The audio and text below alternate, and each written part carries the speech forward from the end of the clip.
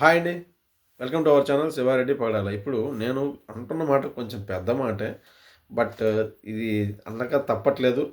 ఇప్పుడు ఎంత కాదన్నా కూడా చంద్రబాబు నాయుడు గారు అమరావతి రాజధాని విషయంలో కాస్త ఒళ్ళు దగ్గర పెట్టుకొని పనిచేయడం అన్నది చాలా చాలా చాలా అవసరం. అది ఆయనకి అవసరం, ఆయన పార్టీకి అవసరం, రాష్ట్ర ప్రజలకు కూడా అవసరం. ఎందుకంటే ఇప్పుడు జగన్మోహన్ రెడ్డి ఈ మావిగన్ అన్నారు కదా! అదేమంత ఆషామాషీ వ్యవహారం. ఆయనేమంత వెటకారంగా ఏమి అనలేదు.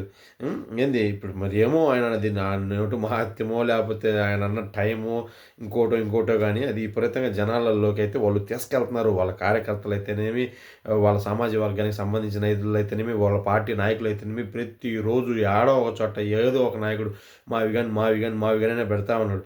అది అమలు సాధ్యం కాదని వాళ్ళకు తెలుసు.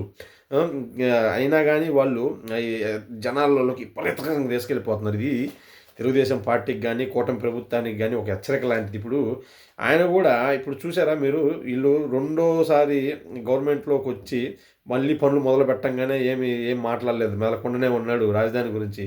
మళ్ళీ వీళ్ళు ఆ ప్రభుత్వ ఇది ఉన్నాయి కదా! భవనాలు ఈ మధ్య స్టార్ట్ చేసినారు, శంకుస్థాపన చేసినారు. అప్పుడు కూడా మెదలకుండానే ఉన్నాడు. ఎప్పుడైతే దానికి చట్టబద్ధత అన్నది పార్లమెంట్‌లో బిల్లు పెట్టి పాస్ చేసుకొని దానికి ఏర్పరిచినారో అప్పుడే ఆయనకు లోపల ఉన్న అక్కసంత రాజధాని మీద బయట పెట్టేశాడు. మావిగన్ అన్నాడు. వాళ్ళ కార్యకర్తల చేత, వాళ్ళ పార్టీ నాయకుల చేత, వాళ్ళ సామాజిక వర్గం అభిమానుల చేత విపరీతమైన ఒక ఉద్యమం లాంటిది చేసేస్తున్నాడు. అది కూడా చూసుకుంటే జనాల్లోకైతే విపరీతంగా తీసుకెళ్తున్నాడు. దీన్ని వీళ్ళు ఒక హెచ్చరికగా భావించాలి. ఎందుకంటే 2029లో జగన్మోహన్ రెడ్డి అనుకున్నట్టు ఆయన కానీ అధికారంలోకి వస్తే అమరావతిని నలిపినట్టు నలుపుతాడు. ఎట్లా నలుపుతాడు? నలిపినట్టు నలుపుతాడనమాట. ఆల్రెడీ ఇప్పుడు ఆయన ఈ మావిగాన్ని విపరీతంగా తీసుకుపోవటం వల్ల ఆయన అనుకున్నది చాలా వరకు సక్సెస్ అయ్యాడు. ఎందుకంటే ఇదంతా పారిశ్రామికవేత్తలకి, ఇన్వెస్టర్లకి చేరిపోయింది. ఈయన చాలా ఇదిగా మాట్లాడుతుండే. ఏం వాళ్ళు చట్టం చేస్తే మళ్ళీ నేను వచ్చినాక నేను చట్టం చేయలేనా, ఏం వాళ్ళు ఆమోదించుకుంటే మళ్ళీ నేను వచ్చినాక నేను ఆమోదించుకోలేనా అని చాలా ఇదిగా మాట్లాడుతున్నాడు. మాకు అక్కడ పెట్టుబడులు పెట్టాలంటే కొంచెం భయంగా ఉంది నాయన అని ఆల్మోస్ట్ ఇన్వెస్టర్లకు, పారిశ్రామికవేత్తలకు అందరికి వెళ్ళిపోయింది. సో అందుకే కొంచెం చంద్రబాబు నాయుడు గారు ఎంతైనా సరే ఈ విషయంలో కొంచెం ఒళ్ళు దగ్గర పెట్టుకొని పనిచేయాలి. ఎంతసేపటికి ఫేజ్ 2, ఫేజ్ 3 మళ్ళీ ల్యాండ్ పూలింగ్ అని రైతుల మీద భూములు తీసుకొని మీరేదో పబ్బం గడుపుకోవడానికి అన్నట్లుగానే జనాలకు కూడా ఇదిగా అనుకుంటున్నారు. ఎందుకు ఇప్పుడు మీరు ఫేజ్ 1లో తీసుకున్నారు ల్యాండ్ పూలింగ్. ముందు ఆ ఫేజ్ 1లో దృష్టి పెట్టి దాని మీద మీరు అనుకునే మీరు చేస్తామనే ముందు అవి చేయండి నాయనలారా. కనీసం ఆ ప్రభుత్వ భవనాలు, ఆ సెక్రటేరియట్లు అయితేమి, హైకోర్టులు అయితేమి, ఆ తాత్కాలికమైన పక్కన పెట్టేసి పర్మనెంట్ అసెంబ్లీలు అయితేనే పర్మనెంట్ మొత్తం అంతా ప్రభుత్వ యంత్రాంగానికి సంబంధించినవన్నీ ముందు అవి కంప్లీట్ చేయండి.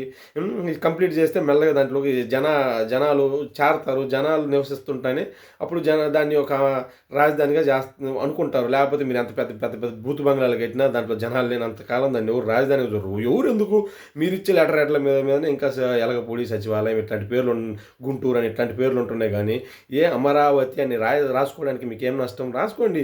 ఇప్పుడు లింగంపల్లి ఉంటే దాన్ని లింగంపల్లి నియోజకవర్గమో సోనని రాయట్లేదు. హైదరాబాద్ అయినా రాస్తున్నారు. ఏడో ఇంకో చోట అక్కడెక్కడో చార్మినార్ ఉన్న దాన్ని హైదరాబాద్ అయినా రాస్తున్నారు.